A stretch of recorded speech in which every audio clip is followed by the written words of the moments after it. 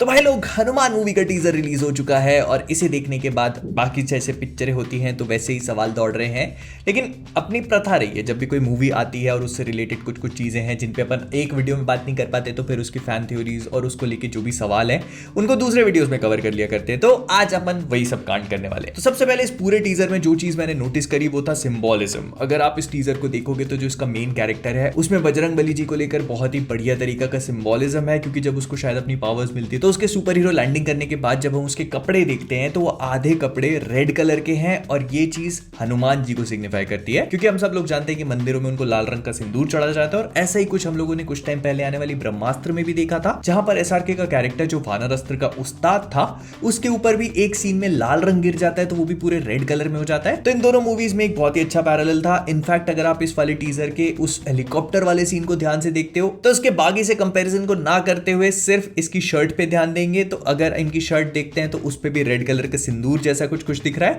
तो एक बार फिर से वही सिंबलाइजेशन। फिर इसके बाद दूसरी चीज जिस पे मैं बात करना चाहता हूं वो है रक्त रतन।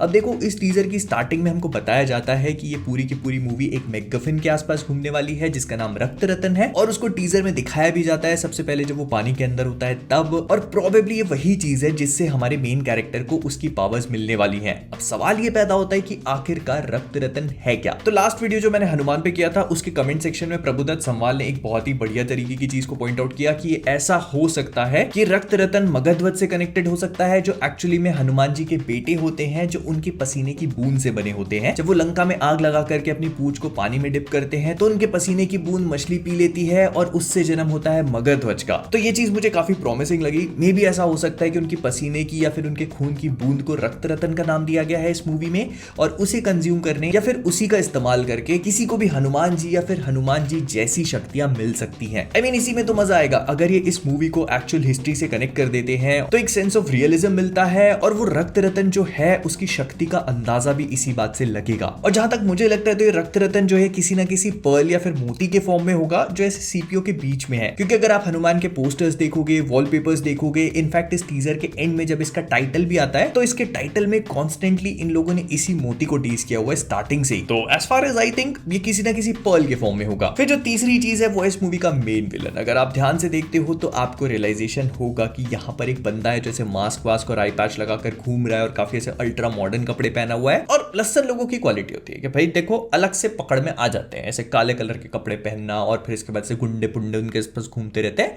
तो ये है, लेकिन सवाल ये पैदा होता है कि इस पूरे टीजर की सेटिंग को हमने एक गांव और रूरल टाइप के एरिया में देखा है, तो फिर ये हाई टेक्नो गीक यहाँ पर क्या कर रहा है और आखिरकार ये वहां पहुंचेगा क्यों। तो देखो, इस रोल को प्ले करने वाले जो एक्टर है विनय राय, उन्होंने कुछ महीनों पहले इसकी फोटो अपलोड करी थी अपने ट्विटर पे, और ऐसा लिखा था कि इस बंदे का नाम एक्चुअली में मैन ऑफ डूम माइकल है। अब इसके पास क्या शक्तियां हैं क्या नहीं, इन्होंने बहुत ज्यादा कुछ मेंशन नहीं किया। इनफैक्ट हमें टीजर में भी बहुत ज्यादा कुछ देखने को नहीं मिलता, लेकिन जितना इस पोस्टर और टीजर से समझ में आता है तो भाई इसके पास कुछ सेना वेना होने वाली है जो काले कपड़े पहनेंगे, मास्क वास्क लगाएंगे, और बंदूकधारी तो है ही है, लेकिन इसके पास ऐसे कुछ ड्रोन बॉट्स भी नजर आ रहे हैं। हालांकि टीजर में हमें ऐसा कुछ देखने को नहीं मिला, तो मे भी ऐसा हो सकता है कि लोग मूवी में इनको इंक्लूड ना करें या फिर कर भी ले। बट आई थिंक कि इसका और हमारे मेन कैरेक्टर का कनेक्शन जो एस्टैब्लिश होगा वो उसी रक्त रतन के पीछे होगा। मे भी ऐसा हो सकता है कि ये भी अपनी ताकत को एनहांस करने के लिए उसी चीज को हासिल करने की कोशिश कर रहा है, और हमारा जो मेन हीरो है वो उसको ऐसा करने से रोकेगा। मतलब ये गांव आएगा, फिर ये से रक्त रतन वाले पूरा होगा, मतलब ऐसा। और अगर आप इसी टीजर के एक छोटे से फ्रेम को देखते हो तो वहां पर किसी को कोई लात पड़ रही है और वो उड़ के दूर तक जाके गिर रहा है। एंड स्टार्टिंग मुझे लग रहा था कि हमारा मेन कैरेक्टर जो अपनी शक्ति का प्रदर्शन करते किसी को दूर फेंक रहा है, लेकिन फिर ध्यान से देखने पर जब मैंने इसकी शर्ट को ऑब्जर्व किया तब जाके मुझे इस बात का रियलाइजेशन हुआ कि जिसको लात पड़ रही है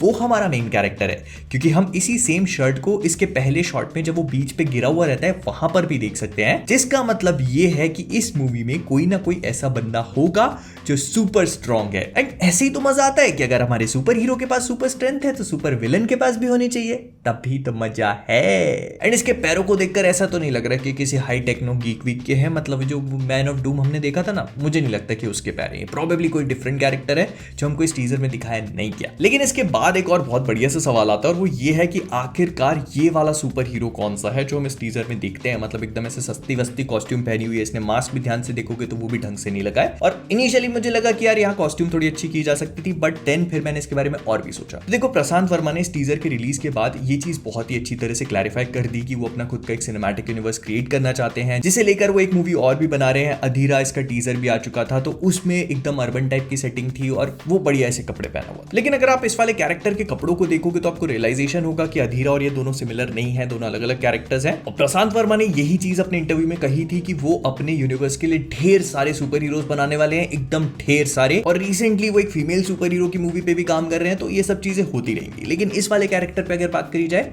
तो मुझे इसे देखकर ना बहुत ज्यादा किक-एस मूवी की फीलिंग आ रही है। अगर आप लोगों ने किक-एस मूवी देखी है तो आपको पता होगा कि वो ऐसे विजिलेंटी बेस्ड मूवी है, तो हो सकता है कि ये वाला कैरेक्टर ऐसे विजिलेंटी टाइप का हो, जैसे घर पे कॉस्ट्यूम बना करके और क्राइम फाइट करने के लिए निकला हो। एंड जहां तक मुझे लगता है तो ये स्टार्टिंग की सीक्वेंस का एक पार्ट होगा जहां पर इस कैरेक्टर को दिखाया जाएगा और फिर विलन को सेटअप करने और उसको शक्तिशाली दिखाने के लिए इसका बलिदान दिया जाएगा। I mean, और कोई रीजन नहीं हो सकता इस कैरेक्टर को दिखाने का। अगर इसी मूवी में एक और सुपर हीरो को सेटअप कर दिया जाता है तो वो चीज हमारे मेन कैरेक्टर का जो भी इंपैक्ट है उसको कम कर देगी। लेकिन अगर स्टार्टिंग में ही विलन इस वाले कैरेक्टर का काम डाल देता है तो फिर वो चीज विलन को काफी अच्छा पावरफुल सेटअप करती है। तो मे भी ऐसा हो सकता है। आपको क्या लगता है कमेंट्स बताना। और आखिरी चीज जिसके बारे में मैं बात करना चाहता हूं वो है कि इस पूरे टीजर के आखिर में जो हम हनुमान जी मतलब हमारे बजरंगबली की प्रतिमा देखते हैं, आखिरकार वो क्या चीज है। तो देखो, इस पूरे शॉट को थोड़ा भी ध्यान से अगर आप देखते हो तो आपको रियलाइजेशन होगा कि जिस रक्त रतन की हम स्टार्टिंग में बात कर रहे थे वो इस वाले शॉट में बजरंगबली की गोद में है, क्योंकि वो उसी कलर का ग्लो कर रहा है। लेकिन हमने इसी टीजर में ये भी देखा है कि रक्त रतन जो है वो एक्चुअली में समुद्र की गहराइयों में कहीं पर है। तो फिर ये डिस्पैरिटीज कैसे हो गई। तो मे बी ऐसा हो सकता है कि ये वाला शॉट एक्चुअली में स्टार्टिंग की सीक्वेंस का पार्ट हो, जहां पर हमें रक्त रतन के बारे में एक्सप्लेनेशन जब दिया जाएगा कि वो कैसे बना, कहां से आया, तब उसमें हमें हनुमान जी देखने को मिले। और दैट वुड ऑल्सो एक्सप्लेन कि हनुमान जी ऐसे बर्फीली गुफाओं में बैठे हुए हैं और तपस्या वगैरह कर रहे हैं। और फिर जैसे जैसे ओवर द ईयर्स टाइम निकलता गया तो वो बर्फीली गुफाएं और जितनी भी बर्फ है वो सब कुछ मेल्ट होकर के समुद्र बन गया। और हालांकि रक्त रतन अभी भी अपनी उसी जगह पर है, लेकिन जो उस एरिया की टोपोग्राफी है वो पूरी तरह से चेंज हो गई। या फिर एक पॉसिबिलिटी और भी हो सकती है, और वो ये है कि जैसे ही कोई रक्त रतन को हासिल करेगा, मतलब हमारा मेन कैरेक्टर जैसे रक्त रतन को पाएगा तो वो उसे छूते ही अचानक हनुमान जी के सामने ट्रांसपोर्ट हो जाएगा, क्योंकि वही शायद उसे उसकी शक्तियां देंगे। बट मतलब ओवरऑल जो कुछ भी है मुझे कंसेप्ट बड़ा फैसिनेटिंग लगा। और आपका इस पूरी सीक्वेंस और इस पूरे थॉट के बारे में क्या कहना है वो मुझे कमेंट्स बताना मत भूलना। तो कुल मिला के ये वो 5 चीजें थी जो मैंने इस टीजर में ऑब्जर्व करी और मुझे लगा कि इन पे बात करी जा सकती है, क्योंकि रिव्यू वाले वीडियो में बात नहीं करी थी।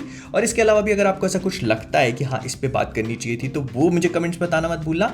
विद दैट बीइंग सेड हम लोग इस वीडियो को यहीं पे रैप अप करेंगे। अगर आपको पसंद आया तो लाइक कर देना, कॉमिक को इस पे नए हो सब्सक्राइब करना मत भूलना। भूल जाते हो फिर से याद दिला रहा हूं, मत भूल। तो जाने से पहले कॉमिक को इससे मैं हूं मोहित और आप सभी लोग एज ऑलवेज कीपिंग ऑसम। उतार लो, नहीं कटेगा, उतार लो। हाँ अब बताओ क्या दिक्कत है, जोर से बोल। हमने सोचा कि इनमें लगा लें, हाँ भैया रोक देंगे आगे। क्यों? रोक रहे हैं, सबको नहीं जाने दे रहे। तो टू व्हीलर को न रोक रहे हैं? तुमको ये पता नहीं है कि टू व्हीलर में रोकना, तो वहाँ तो 4 व्हीलर है भाई। हैं? अरे इसको आप कहाँ से ज्ञानी बाबा? हाथ लगाओ मेरे भाई, ठेले में नहीं लगाना है। ये 4 व्हीलर है, इसमें 4 व्हीलर में सीट बेल्ट नहीं चलता। सीट बेल्ट चल। शाबाश बेटा।